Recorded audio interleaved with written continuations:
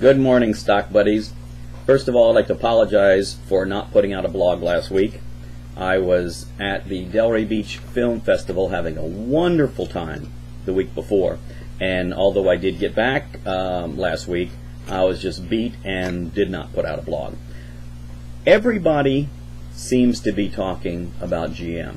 GM filed for bankruptcy protection this morning, and that term is intentional. Bankruptcy protection doesn't mean that GM is going to go away. It just means that they need help, and they definitely do need help. What $4 a gallon oil didn't do to them, $80,000 forklift truck drivers did to them.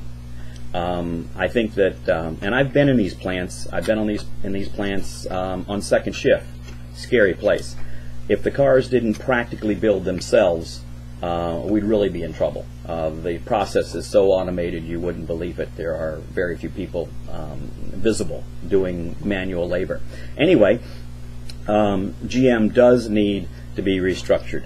I want to go on record as saying that GM builds the finest vehicles in the world, period. I've owned Toyotas. Matter of fact, after my last big van, I bought a super Toyota minivan. Had every option that Toyota made except for the four-wheel drive, and I didn't want the four-wheel drive because it cost me 2 miles per gallon. But that car, it was a spaceship. It was incredible.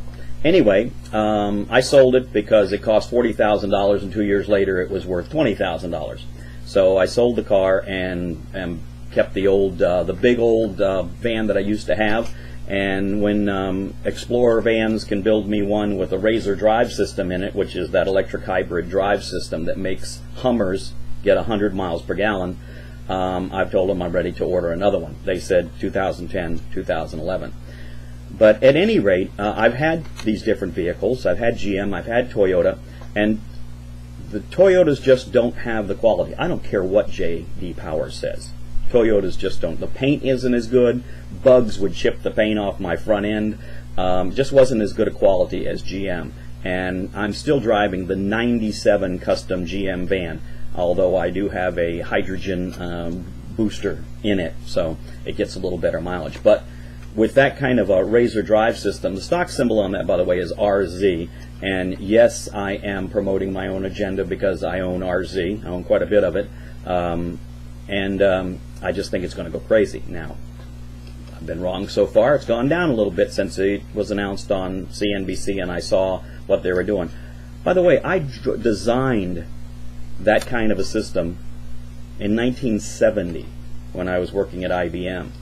It had a small jet motor, jet engine, small service jet, that ran a generator because generators are more efficient at high RPM, and this was a non-throttleable jet. It was just a generator that kicked in when the batteries went low, and it used a new technology of Japanese motor which had just been developed called the kick motor, electric motor drive.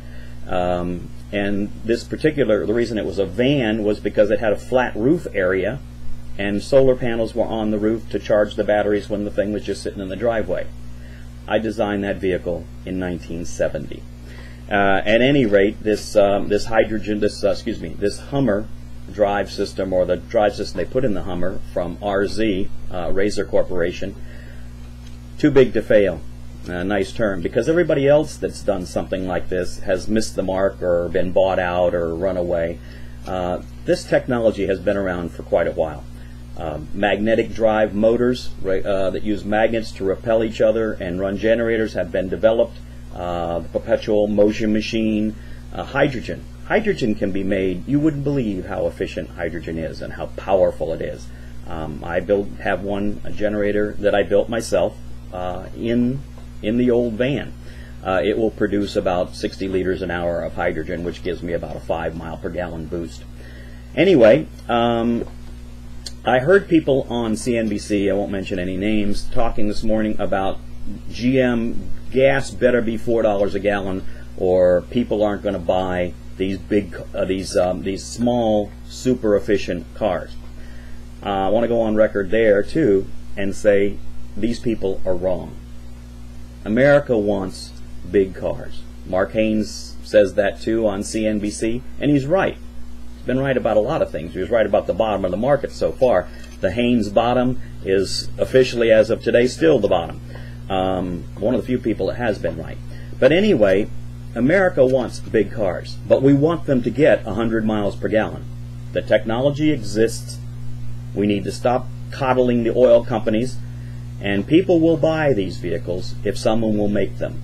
Because not only do we want the high mileage in the big vehicles, but we're sick to death of somebody having a pipe in our arm and a slow drip for the oil companies and whoever else is gouging us, because they are gouging us. $75 a barrel oil is here again, or it will be within a week, and there is a market for these vehicles if somebody will build them.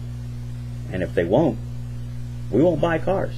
We've actually shown people that. We've proven that. So stick by our guns, and good trading week ahead, hopefully. The best to all of you. And now back to you.